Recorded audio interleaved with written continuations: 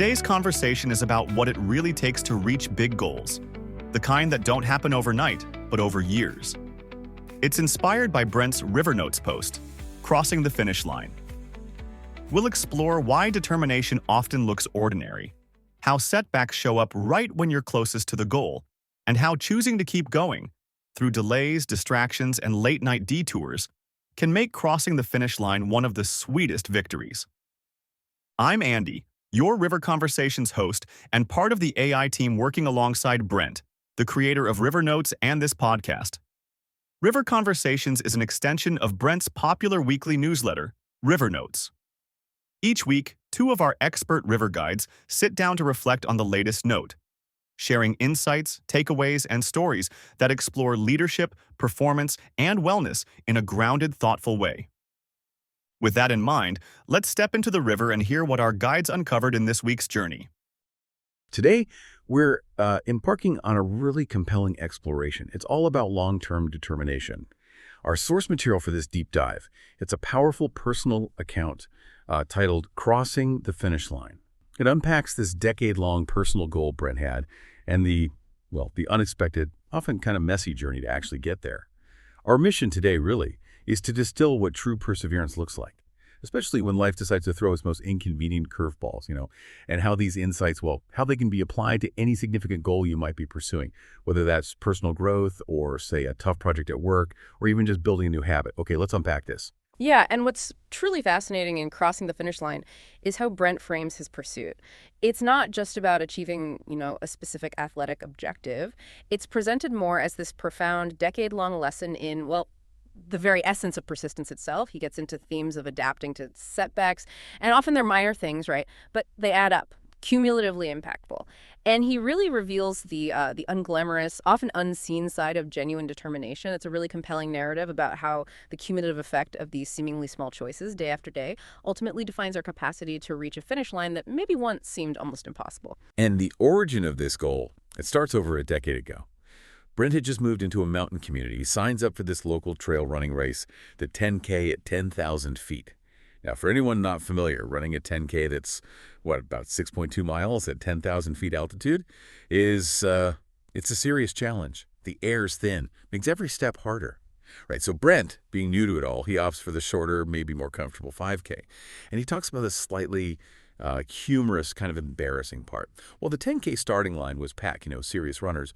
The 5K group was sparse. Just him and about 5 other people. Made him feel a bit sheepish, he says. But then, right there, amidst this slightly awkward start, something really pivotal happens. See, most runners, Brent included, they take a gondola up to the mountaintop for the race start. Makes sense. Yet Brent notices this one guy who actually biked all the way up the mountain, just casually leans his bike against a tree, walks over to the 10K line, then just takes off like a shot.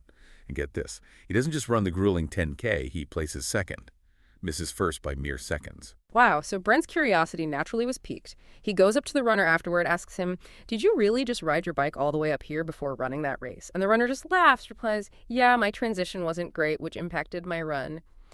So what Brent soon finds out is this wasn't just some, super fit local guy. This was an Xterra world champion. And just to clarify for everyone listening, Xterra, it's this really demanding off-road triathlon, open water swim, mountain biking, trail running, often in really rugged terrain.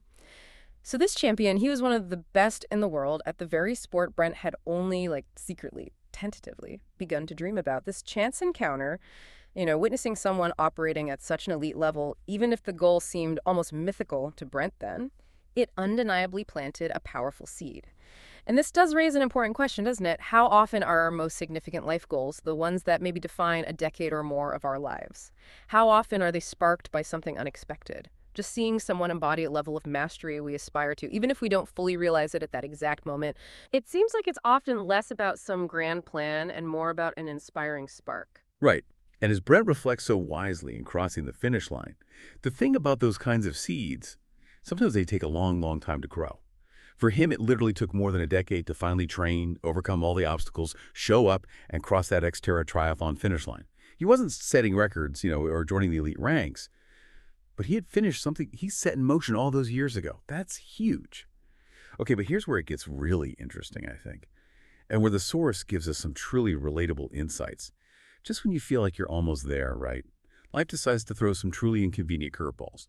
Brent makes it clear it would be easy to wrap the story up neatly, but the truth is, the road to any finish line fitness, a work project, life goals, it's rarely smooth. And his road to this particular race, it had more than its fair share of potholes, especially in that crucial week leading up to it. Oh, indeed. That week became this extraordinary test of Brent's resolve. It really demonstrates the true nature of what he calls ordinary determination. So hurdle number one came the night his oldest son, who he was helping move back to college, trips on the stairs, gashed his forehead, led to a late-night ER visit, couple of stitches, and Brent getting maybe 2.5 hours of sleep before their early morning flight. So much for being well-rested for race week, right? It's often these kinds of unexpected, almost mundane disruptions that can prove more challenging than the big, anticipated obstacles. Exactly. And it certainly didn't stop there, not even close. On his way back from dropping off his son, his flight gets delayed. Not once, not twice, 4 times. He finally lands at 1:30 in the morning, knows his carefully planned pre-race training schedule is completely shot. But what's fascinating here is his response, how he reacted. Instead of getting frustrated or just giving up on any physical activity for the day, he just walked the airport for 2.5 hours, covered 6 miles, just weaving through concourses while other travelers were probably looking at him like, why is this guy doing laps at midnight? You can almost picture it, can't you? This solitary figure, totally oblivious, just hitting his activity goal. Yeah, and that airport walk, it isn't just about, getting steps in. It's a micro example of finding agency, adapting when plans completely derail. It really highlights a core insight from the text. When life hands you these unexpected circumstances, you still have the choice of how you respond. You can either be a victim of circumstance or you find a way to proactively engage. Even if that engagement looks, utterly bizarre to everyone else, it shows that flexibility and just refusing to be completely derailed are key components of resilience. And the curveballs just kept coming. The very next evening, his younger son cuts his finger making a sandwich. So off they go to urgent care again. And then, that same night, his son is on his way to go camping with friends, calls Brent with a flat tire, alone, late at night, never changed a tire before. So instead of getting a full night's sleep before this major athletic event, Brent's evening plans suddenly shift to roadside assistance duty. And Brent notes, none of these individual events were catastrophic. Everyone was okay. Life went on. But in the moment, each one felt like a significant derailment of his carefully laid plan. And this is precisely where Crossing the Finish Line offers its most potent insight, I think. It challenges our common ideas about determination. We often think determination is about some heroic, unwavering grit, right? Or a dramatic sacrifice, pushing through impossible odds with sheer force of will. But Brent's story challenges that perception. It shows us that most of the time, determination is about these small choices in the middle of ordinary chaos. It's not always about grand cinematic gestures. It's about the quiet, often mundane persistence that happens when life just gets messy and inconvenient. That's such a critical point. It's counterintuitive, isn't it? That often our most significant growth doesn't come from pushing through these huge, heroic obstacles, but from the cumulative micro-decisions, just choosing to stay engaged when life throws these mundane, inconvenient wrenches into our plans. Is the difference between grit as maybe a performative act and persistence as this quiet, consistent choice. So when the source talks about this ordinary determination, what does that actually look like in practice? What are those small, unglamorous choices? Well, as the source outlines it, it's more of a subtle recalibration, not some iron will. It looks like, losing sleep, yet still finding the discipline for micro actions that maintain momentum, like walking those 6 miles in the airport, Even though it wasn't the perfect training session, it looks like adjusting when plans just don't go as expected, when the schedule you meticulously crafted just collapses. Recognizing that flexibility is its own kind of strength. And maybe most powerfully, it looks like leveraging humor, laughing at the absurdity of it all. That acts as a powerful psychological circuit breaker against frustration, doesn't it? It stops those setbacks from completely derailing your spirit. Brent's ability to just pivot rather than, wallow seems key. Yeah, pivoting. That's a great way to put it. It's not glamorous, no. It looks like changing a flat tire in the dark so your kid feels supported, even when it costs you precious sleep before your big event. It looks like that simple, powerful act of just saying, okay, this isn't ideal, but I can pivot. It's about showing up for the messy, real-life moments that demand your attention, and then, despite those demands, choosing to keep moving towards your goal. These aren't just one-off heroic acts. They're habits, really, habits of mind and action. And when you stack enough of those determined choices together, when you consistently make those small decisions to keep going, one day, you find yourself crossing the finish line of something you thought might never happen. It's that cumulative effect of those ordinary moments that makes the extraordinary possible. It really reshapes our understanding of what resilience actually means, doesn't it? Less about bouncing back from one huge blow and maybe more about consistently rolling with the smaller punches. Exactly. Which brings us to what Brent's experience means for work and life more broadly. This really expands the relevance of crossing the finish line. Whether you're pushing, say, a multi-year product launch, navigating a complex career change, building a long-term personal habit like consistent exercise, or even just trying to get a challenging family project off the ground, the truth from Brent's story is just universally applicable. Setbacks are absolutely inevitable, plans will go sideways, timing will be inconvenient, and just when you feel like you're close to the finish line, life will test you with a flat tire or a flight delay or a midnight ER visit. So the question isn't whether those things will happen, they will. The real question is, will you let them stop you? Or will you adjust, keep moving, and eventually cross the line? That really is the crux of it, isn't it? It frames adaptability not as some bonus skill, but as a core competency. For any significant long-term endeavor, how do you integrate that kind of ordinary determination into your professional life? Like if you're a project manager facing unexpected budget cuts, or a team member suddenly leaves, it's not about giving up, right? It's about finding your own airport walk moment. What small proactive step can you take right now to maintain momentum and morale? Or if you're an entrepreneur struggling to get a new venture off the ground, how do you reframe those creative blocks or investor rejections? Not as failures maybe, but as just more flat tire moments that require a pivot and a practical solution. Precisely. It's about cultivating a mindset where challenges are seen not as absolute roadblocks, but as natural, frustrating, but natural components of the journey. And this applies so profoundly to personal growth, too. Think about setting a goal like learning a new language or mastering a complex skill. There will be days you're exhausted, days you feel like you're making zero progress, or unexpected life events that just eat into your study time.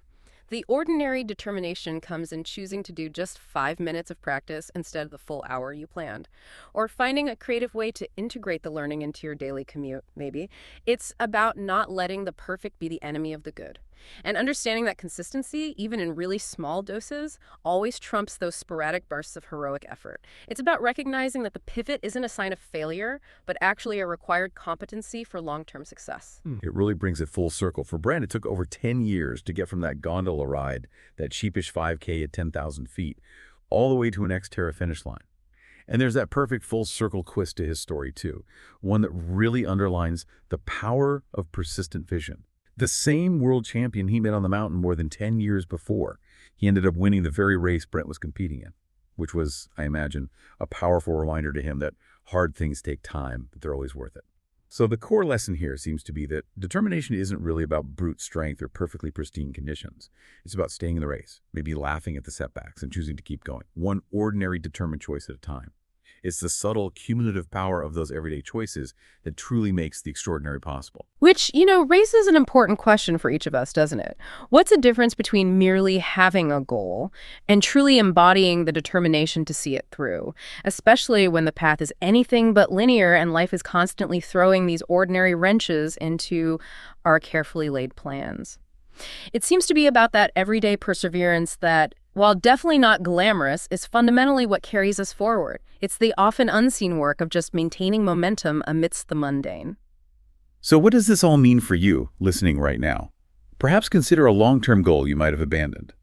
Or maybe one you're currently struggling with, feeling kind of overwhelmed by the unexpected detours. How might reframing those setbacks, not as failures, but as ordinary moments of determination, those small, unglamorous choices to just keep going, how might that fundamentally change your approach? Maybe the greatest victory isn't just crossing the finish line, but realizing that the true grit, the real strength, was actually forged in the ordinary, messy moments along the way. That's our deep dive for today. Thanks for listening. Until next time. That's it for this week's episode. To close out each Rivr conversation, I like to describe the photo featured in the Rivr Notes newsletter. It's not just a stock image. It comes from a real adventure. After all, the best ideas often come from staying curious, embracing new perspectives, and engaging with the world around us.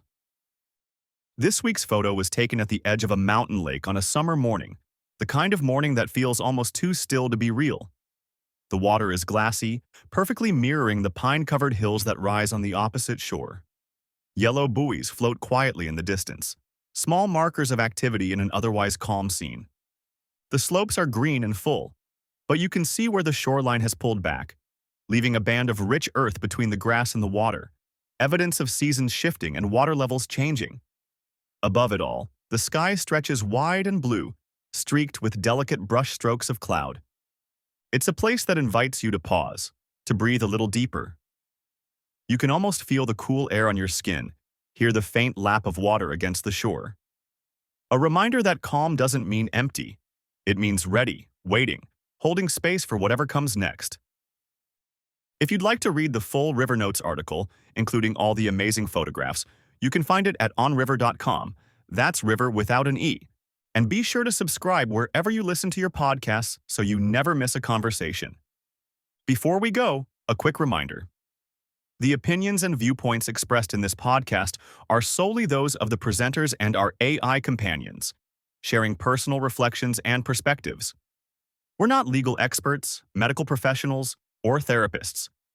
This content is for informational and entertainment purposes only, so please consult the appropriate professionals when you need advice or support. Thanks again for listening. Rivr Conversations is an On Rivr LLC production.